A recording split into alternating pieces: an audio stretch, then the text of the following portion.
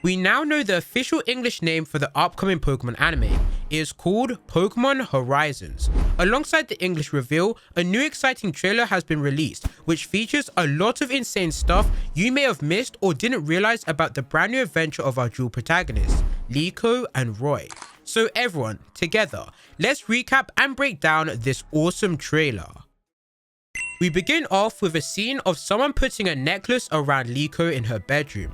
This of course is her iconic necklace, which has been said and promoted in numerous forms of media to play a major role in her character and the connection she makes between the other new characters in the story.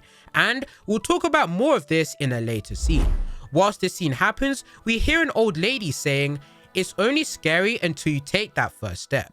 From what I can assume, this must be Liko's grandma or an older lady who has a close relationship with Liko, as she's given some words of encouragement to the nervous trainer who is about to start her big new journey in the Pokemon world. With that being said, it would also make sense that this older character might be the one who first gives Liko her iconic necklace. Following this scene, we see two old shots that were featured in a previous trailer of Liko receiving her first starter Pokemon Sprigatito at school. However, the new content here is the older lady continuing her speech, saying, "Once you do, you'll see sights you've never seen before, and you'll even forget about what you were scared about." Then we are shown Liko chasing after Sprigatito down a set of school stairs.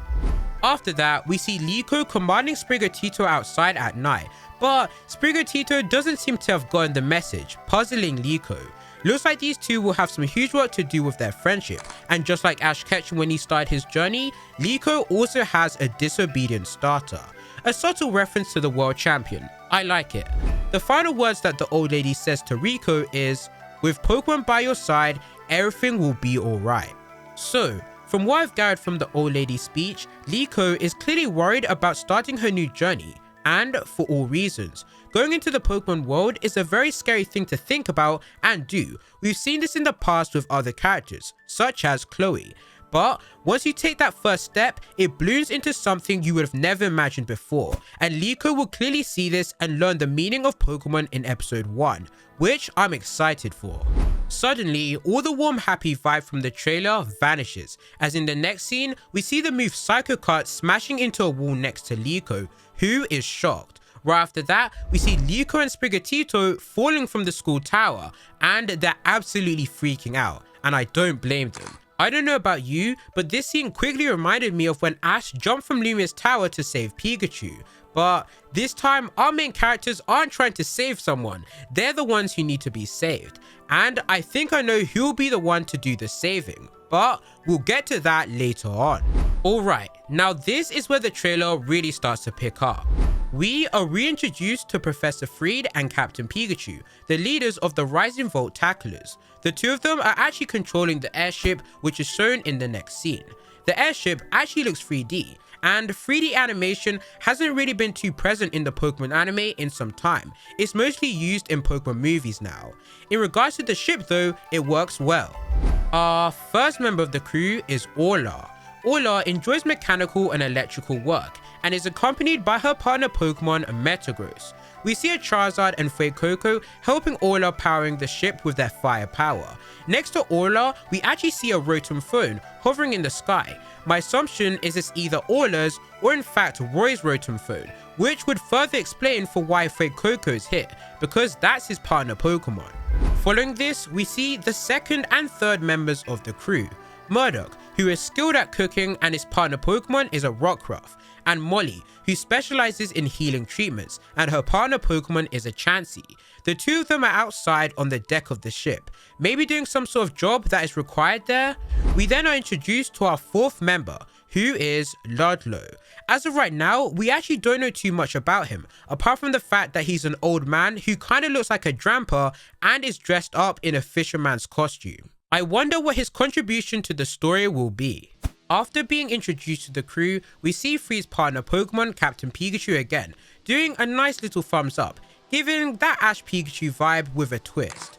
Speaking about these two new guys, yesterday I made a tweet on Twitter talking about how I feel Friede is going to be a goated character. When it's not time to battle, he'll probably be goofy and get bossed around by Captain Pikachu. But I have a good feeling that when it's time to battle, this man doesn't play around. There's a character from another anime called Jujutsu Kaisen with a similar character to how I think Friede will be portrayed, called Gojo. I don't know too much about him, but I do roughly know his personality, and I think it would be perfect for Friede here. After seeing all of Friede's crew, Friede says, our mission is to unveil the mysteries of Pokemon and the world, which their mission perfectly ties in with the special items both Liko and Roy have. Liko with her necklace and Roy with his strange Pokeball. Both are mysteries in the Pokemon world which are waiting to be solved by the story, and due to that reason, I think it makes perfect sense for our protagonists to work together with the Rising Volt tacklers, as all of their goals interlink into finding out the mysteries of what makes them so special. Due to my speculation on this, I can assume that Friede will be the one to put forward the idea of Liko and Roy working together with him and his crew. The trailer moves over to this one insane scene that completely shocked me. Liko's necklace is shown glowing, emanating bright crystal light, like she's about to terrestrialize a Pokemon. This is very similar to what happens when you terrestrialize a Pokemon in the Scarlet and Violet games. But in this scenario, the Pokemon she terrestrialized isn't any ordinary Pokemon, as the bright light from her necklace shoots into the sky, ripping through the clouds. It is then revealed to us that the terrestrialized Pokemon is none other than Shiny Rayquaza, who we first saw in the first reveal of the new Pokemon anime. This scene alone is crazy, and why I say that is that Liko's pendant must be very special to be able to draw attention of Rayquaza, and not only that, a shiny version, which is super rare. Amethio, another new character, further emphasizes the importance of Liko's pendant by saying, it seems that pendant hides a secret, and that secret is linked to you. Amethio is a brand new character who seems very intrigued by this pendant for some reason, but we'll get to him later on in the video. All of this mystery and secrets surrounding Liko's necklace and its contribution to the story has got me very hyped and intrigued to see where it all goes, especially Liko's connection with the legendary Pokemon, as I think it's safe to say Shiny Rayquaza is definitely the Ho-Oh of this new series, just like how Ash saw Ho-Oh in the first episode.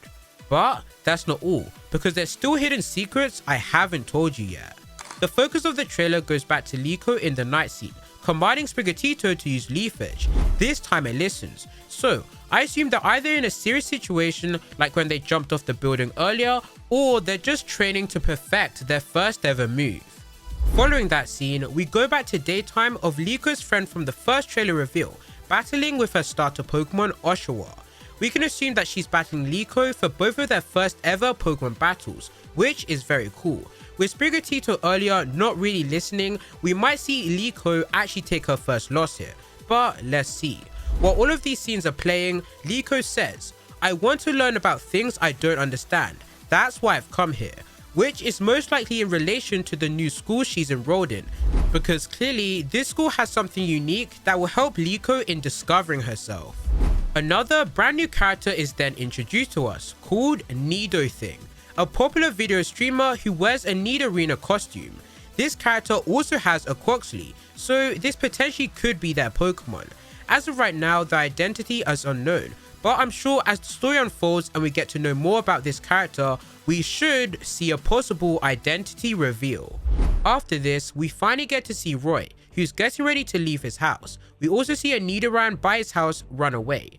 Next, we see Roy and Fuecoco, and Roy is holding his iconic item, being the strange Pokeball. Roy says, I want to challenge the Pokemon from the legends. I'm thinking he could be talking about battling Koraidon and Miraidon, or Paradox Pokemon. But why I'm leaning more towards Paradox Pokemon is because there's a ton of mysteries surrounding their whole concept, such as how they came to the Pokemon world. There's even books in the Scarlet and Violet games that focus on the mystery of these Pokemon, so I can totally see Paradox Pokemon being the legends Roy wants to face. Nonetheless, it seems like we won't get to see too much of Roy in episode 1. I feel bad for the Roy fans. We then go back to Liko in the night scene as she commands Sprigatito. Again, this is an old scene from a previous trailer, but what makes it so big is that we're introduced to Amethio, who is joined by his partner Pokemon, Ceruledge. Amethio is a part of a mysterious organization called the Explorers. As of right now, their real purpose and motivations are currently unknown. As we see in the scene, Amethio commands Ceruledge to use Bitter Blade. Amethio also says, I can't afford to lose you here. First things first, Amethio and Scarlet are actually my favorite characters so far from Pokemon Horizons. I love everything about their designs and their themes. Now, as you can see, Amethio stated he can't afford to lose you here. Not lose to Liko in the battle, but lose you. So it means that there's something he clearly needs from her, and I'm sure that something is her necklace. Earlier in the video, I talked about how Friede is going to coincidentally find and save Liko. Well, why I think that's the reason is because in this trailer, we saw Liko use terrestrialization on Rayquaza with her necklace. Now, that sent off a huge beam into the sky, and it was at sunset time. So, my assumption here is that beam of light alerted Friede's Rising Volt Tackler's crew and Amethio's Explorers organization, so they both ended up heading over to see what this special power was. Amethio definitely has been sent on a mission, either because the necklace aligns with an important item needed for their true goal, or they're just intrigued by the special power that went off. It has to be one of the two. Regardless, it looks as if Amethio found Liko first and is going to battle her because he clearly needs that necklace without fail. Due to that, and Liko just getting her first ever starter Pokemon, she stands no chance of winning this fight today. And this might be even more evident as in the final scene of the trailer, we see Liko and Sprigotito jumping off the building again, which I'm thinking is because they have to escape Amethio and Scarlet. If all of this happens, I am gonna lose my head. But that concludes the trailer. However though, that's not all. Alongside this, we also got a brand new logo for the series. I love the name Pokemon Horizons, and the logo complements the series well too. The terrestrialization theme from Paldea is definitely clear in the logo, as you can see the crystal-like reflections. I am praying and I am hoping that Paldea gets the true focus it deserves in this new series. In addition to this, we got some brand new concept art panels featuring all the main characters of the series, and there's some we've seen before and there's some that are new. Wow, everything we've seen today has got me super excited for the new anime. Episode 1 looks very promising, especially animation wise, and I'm sure they're gonna do a great job of setting the scene for the characters. Hopefully, and fingers crossed, they actually establish the goals here, because I think a 1 hour special should be enough for them to do so. But yeah, Pokemon Horizons, I am all for it. This is gonna be hype. If you enjoyed today's video, please be sure to give it a like and subscribe for all new future Pokemon anime related content, like the new Pokemon Horizons anime coming up.